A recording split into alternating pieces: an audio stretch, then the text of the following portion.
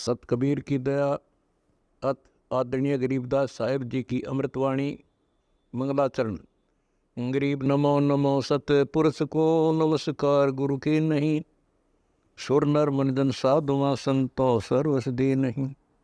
सतगुरु साहेब संत सब दंडो तुम प्रणाम, आगे पीछे मध्य हुए तिनको जहाँ कुर्बान।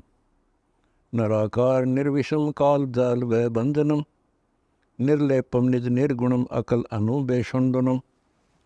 सोहम सुरति समाप्तम सकल समाना निर्तल, उज्ज्वल हिरंबर हर दमम बे पर वह अथा है। वार पार नहीं मध्यतम, अनाहद मंत्र सुखसलाद मंत्र, अजोख मंत्र बेसुन मंत्र, निर्वाण मंत्र थीर है। आदि मंत्र युगादि मंत्र, अजल अभंगी मंत्र, सदा सत्संगी मंत्र, लौलीन मंत्र गैर गंभीर है। सोहम सुभान मंत्र, अगम अनुराग मंत्र, निर्भय अडोल मंत्र, निर्गुण निर्बंध मंत्र, निश्चल मंत्र नेक है। गैबी गुलजार मंत्र, निर्भय निराधार मंत्र, सुमृत सुकृत मंत्र, अगमी अबंच मंत्र, अदली मंत्र अलेख है। फजलम फराक मंत्र, बिन रसना गुणलाप मंत्र, झिलमिल जहूर मंत्र, सर्वंग भरपूर मंत्र, सैलान मंत्र सार है। निरंकार गर्क मंत्र, तेज पुंज परख मंत्र, अदली अबंध मंत्र, अजप्पा निरसंद मंत्र, अविगत अनहद मंत्र, दिल में दीदार है। वाणी विनोद मंत्र, आनंद असोद मंत्र, कुर्सी करार मंत्र, अनबय उचार मंत्र, उज्ज्वल मंत्र अलेख है। साहिब सतराम मंत्र, साई निकाम मंत्र, पारक प्रकाश मंत्र, हीरंबर उल्लास मंत्र, मौले मलार मंत्र, पलक बीच खलक है। कौन ब्रह्मा का पिता है, कौन विष्णु की माँ, शंकर का दादा कौन है, हमको कूदे बता। यह जानने के लिए कृपया सुनिए जगत गुरु तत्वदर्शी संत रामपाल जी महाराज के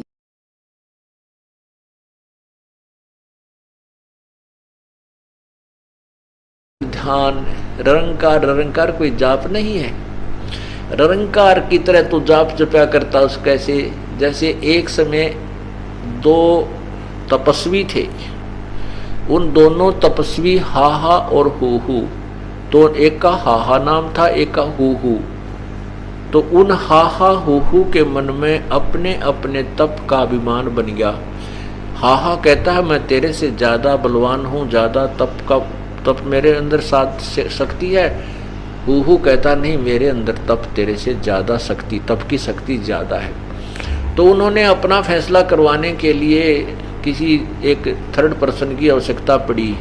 वो पहले पहुंचे इंद्र के पास। इंद्र ने सोचा यदि मैं एक को कह दूंगा ये तो इसके अंदर बल ज्यादा है, शक्ति भक्ति का तप का, तो दूसरा नाराज होते ही मेरे डंक मार देगा, श्राप दे देगा। क्योंकि सिद्धों में श्राप, तपस्वियों में सिद्धियां होती हैं, वो श्राप तुरंत दे देते हैं। जैसे हाथ लगते बिरड और तो ये डंक मार देते हैं, सर्प डंक मार देते हैं। ऐसे ये संत साधक हैं जो तत्व ज्ञान से अपरिचित हैं। तो ब्रह्मा जी कहने लगे, और इंद्र जी ने अपना पीछा छुड़ा लिया कि महापुरुषों मैंने तो कभी तप किया नहीं ऐसा, और ना मुझे इसके बारे में ज्ञान, कौन से में ज्यादा है कौन से में कम है। फिर वो ब्रह्मा जी के पास गई, ब्रह्मा जी से भी ये प्रश्न किया। तो ब्रह्मा जी ने भी यही सोचा भी एक को तो कहना पड़ेगा तेरे में ज्यादा तप है, इसमें कम है, तो एक नाराज होगा ही होगा, और नाराज होते तुझे श्राप देगा। कहने लगा महापुरुषों मुझे तो सृष्टि कर्म से समय नहीं मिलता, और मुझे इतना ज्ञान भी नहीं है, आप विष्णु जी के पास जाओ। विष्णु जी से भी यही प्रश्न रखा। यही बात विष्णु जी के मन में आई कि अभी एक तो पावेगा इनमें कम शक्ति वाला, और यही तेरे साथ करेंगे। अगर तूने इस एक को कह दिया जो शक्तिशाली है, दूसरा श्राप देगा, जैसे नारद ने दे दिया था भगवान विष्णु को श्राप। तो कहने लगा भाई ऐसा है महापुरुषों, महात्मा जी मुझे तो इस पालन पोषण में सतिथि में बहुत समय लगता है, और मेरे पास इतना समय भी नहीं, और मैं जानता भी नहीं, क्योंकि तप ऐसे तप हमने नहीं किए जैसे आपने किए। आप भगवान शिव के पास जाओ, क्योंकि वो बहुत साधना करते तपस्वी है। शिव जी के पास आए तो शिव जी के मन में भी यह बात आई कि ये एक को अगर मैंने मना कर कमजोर बता दिया वो श्राप देगा। वो बोला, वो शिव जी ने कहा भाई आप ऐसे करो, एक मातंग ऋषि है नीचे, वो तप करता है और तप के बारे में जानकारी वही ज्यादा रखता है हमारे से, आप वहां जाइए। अब वो मतंग ऋषि के पास आ गए। मतंग ऋषि डिल डोल, बहुत तगड़ा शरीर, कति नो इतना पेट, और नो बैठा अपने आसन पर, पूरी पाड़ की पाड़, तगड़े शरीर था। अब वो दोनों ने देखा कि वो है मतंग ऋषि, वो बैठा। एक के मन में आई कि तो अच्छा हाथी सा पड़ा है भाई, हाथी सा बैठा है। दूसरे के मन में आ गई कि यो तो मगरमच्छ कैसा आदमी है भाई, वो मगरमच्छ। अब मतंग ऋषि के अंदर एक सिद्धि थी जो मन की बात पकड़ लेता था। ये सिद्धियां होती हैं, एक सिद्धि मन वृत्ति बतावे, एक सिद्धि जल पैर न लावे, एक सिद्धि जो बहु जग जीवे, एक सिद्धि जो कुछ खावे न पीवे, एक सिद्धि आकाश से उड़ जाई, एक सिद्धि जल पैर न लाई, एक सिद्धि ब्रह्मांड चलावे,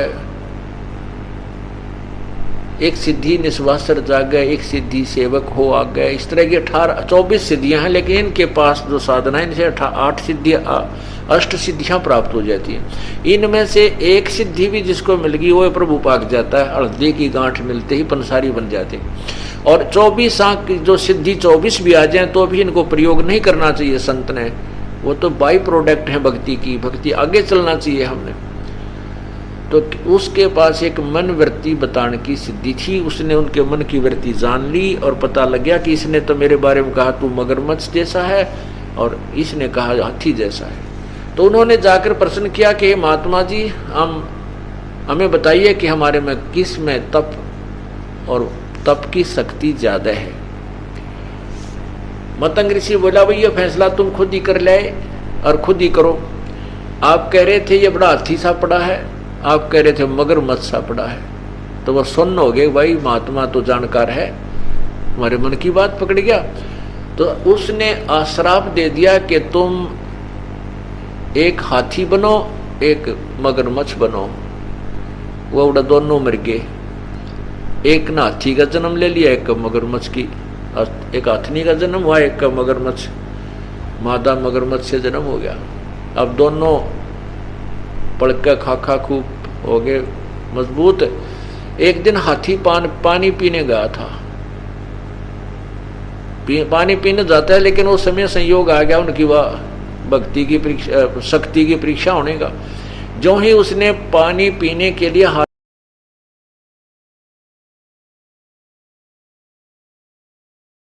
इस कवि नाम से भी, कवि उपमा से भी सुशोभित हुए और वो परमात्मा स्वयं परमात्मा भी है।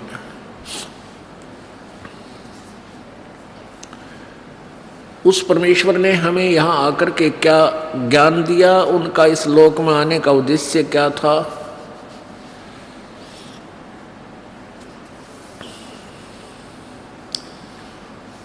उनका उद्देश्य था कि वो हमें अपने निज घर के बारे में जहाँ से हम आए हैं वो जानकारी दें, और उस जानकारी के बिना हम इस काल के अज्ञान के आधार से हम अपना यही जीवन समझ चुके हैं कि जन्म हुआ, फिर अपना जैसा प्रयत्नवत बड़े हुए, संस्कारवत संतान हुई, शादी हुई, इनको परवरिश, इनकी परवरिश कर दी, फिर ब्याह शादी कर दी, हमारी मृत्यु हो जाए। हमने इतना ही प्रोसीजर इस मनुष्य जीवन का सोच रखा था। अब जब परमात्मा की रोशनी में, तत्व ज्ञान के प्रकाश में हमने देखा कि ये जो कुछ हो रहा है ये तो हमारी मजबूरी है, हमारे पिछले कोई ऐसे संस्कार उलझे हुए हैं जिससे हमने ये सब क्रियाएं करनी आवश्यक हैं, लेकिन जो कार्य हमने करना चाहिए था मनुष्य जीवन से उसका तो हमें ज्ञान भी नहीं। वो परमात्मा ये ज्ञान देने आए थे। अब कई भक्त कहते हैं, अनजान व्यक्ति कहते हैं, यदि कबीर जी भगवान थे और तो आप लोग इस 21 ब्रह्मांड को काल की जेल बताते हो और यहाँ सब कर्मों के बंधन से ही आकर यहाँ बंधे हुए हैं इस काल की जेल में, कर्म बंधन से, तो कबीर परमात्मा यदि भगवान है तो उनको यहाँ आने की क्या आवश्यकता थी। इससे सिद्ध है कि वो भी कोई कर्म की मार से ही यहां आए हैं, वो भी बंधन में बंधे। पुण्यात्माओं, ये अनाड़ी सोच होती है। आध्यात्मिक ज्ञान से अपरिचित व्यक्ति के अंदर ऐसे शंका रूपी खरपतवार का उपज जाना कोई बड़ी बात नहीं। एक चुटकुला है छोटा सा। एक जेल के अंदर एक कैदी, वहां कैदियों की ड्रेस ऐसी होती थी, सिर पर टोपी और पजामा और कुर्ता। तो एक दिन भारत के प्रधानमंत्री जी पंडित जवाहरलाल नेहरू जी ने किसी जेल का निरीक्षण करना था और कैदियों को स्टैंड टू कर दिया कि आज भाई प्रधानमंत्री आ रहे हैं पंडित जवाहरलाल नेहरू जी, और सबको कहा भी अपना ठीक ठाक रहिए, हो सकता है मेर कर दें तो किसी की कैद को भी माफ कर सकते हैं वह। तो सबकी उत्सुकता थी भाई मैं पंडित जवाहरलाल नेहरू जी आवेंगे, देखेंगे उसको। तो वो पंडित जवाहरलाल नेहरू जी जेल में प्रवेश हुए, उनके साथ बॉडीगार्ड 5-4 सिपाही सैनिक साथ थे और उनकी ड्रेस भी ऐसी थी जैसी कैदियों की थी, सिर पर टोपी कुर्ता पजामा। एक कैदी बोला भाई कौन सा है जवाहरलाल नेहरू? ने बोला वो आन लग रहा। बोला अच्छा, बोला कदे कदे हम भी जवाहरलाल नेहरू बन काए थे अड़े, आन दे भाई ने, हो जाएगा थोड़े दिन में ठीक ही हो भी। अब उन्होंने सोचा ये भी पकड़ के लाए हैं इस पुलिस वाले, इस नाड़े हमारे दौरा बंद करेंगे। ने बोला कदे कदे हम भी नहीं आए थे जवाहरलाल नेहरू बन के, पराड़ा ही पास मेरा पट्टा के बूंदी बने इंसान के लिया, यो भी सीधा हो जाएगा। तो पुण्यात्माओं, उनकी इतनी ही सोच थी कि इस कैद में कैदी ही आते हैं और पुलिस वाले ऐसे ही पकड़ कर लाते हैं या छोड़ जाते हैं। लेकिन वो राजा थे, वो किसी अपराध के कारण उस जेल में नहीं गए थे। ऐसे ही ये परमेश्वर कबीर जी हमें राहत देने के लिए इस काल की जेल में ऐसे ही आते हैं, हमारे जैसे ही लगते हैं लेकिन ये होते हैं परमेश्वर। ये हमें क्या बताते हैं आकर के परमात्मा? भाई और बात तेरे काम न आवे, तू संतों शरण लाग रे, के सोवे गफलत में बंदे, जाग जाग नर जाग रे, जाग जाग नर जाग रे। और बात तेरे काम न आवे, संतों शरण लाग रे, के सोवे गफलत में बंदे, जाग जाग नर जाग रे, जाग जाग नर जाग रे। भाई उठ सवेरे ओका वर लिया, के जाग्या नर भाग रे। उठ सवेरे हुक्का भर लिया, के जाग्या नर भाग रे। राम बजाना सुकर्म कीन्या, ये फुटे तेरे बाग रे, फुटे तेरे बाग रे। और बात तेरे काम न आवे, संतों शरण लाग रे, के सोवे गफलत में बंदे, जाग जाग नर जाग रे, जाग जाग नर जाग रे। इस तन सराय में जीव मुसाफिर, करता रहे दिमाग रे। तन सराय में जीव मुसाफिर, करता रहे दिमाग रे। रात बसेरा कर ले डेरा, चले सवेरा त्याग रे, चले सवेरा त्याग रे। और बात तेरे काम न आवे, संतों शरण लाग रे, के सोवे गफलत में बंदे, जाग जाग नर जाग रे, जाग जाग नर जाग रे। उमदा चोला बिना अनमोला, ये लगे दाग पे दाग रे। उमदा चोला बिना अनमोला, लगे दाग पे दाग रे। 2 दिन की गुजरान जगत में, जले बिरानी आग रे, जले बिरानी आग रे। और बात तेरे काम न आवे, संतों शरण लाग रे, के सोवे गफलत में बंदे, जाग जाग नर जाग रे, जाग जाग नर जाग रे। भाई कुब्ज कांचड़ी चढ़री चित पे, तू हो रहा मनुष्य नाग रे। कुब्ज कांचड़ी चढ़री चित पे, तू होया मनुष्य नाग रे। सूझे नहीं सजन सुख सागर, बिना प्रेम बैराग रे, बिना प्रेम बैराग रे। और बात तेरे काम न आवे, संतों शरण लाग रे, के सोवे गफलत में बंदे, जाग जाग नर जाग रे, जाग जाग नर जाग रे। भाई हर सुमरे सो हंस कहावे, वो कामी क्रोधी काग रे। हर सुमरे सो हंस कहावे, यो कामी क्रोधी काग रे। भौरा ना भर में विष के वन में, चल बेगमपुरी बाग रे, चल बेगमपुरी बाग रे। और बात तेरे काम न आवे, संतों शरण लाग रे, के सोवे गफलत में।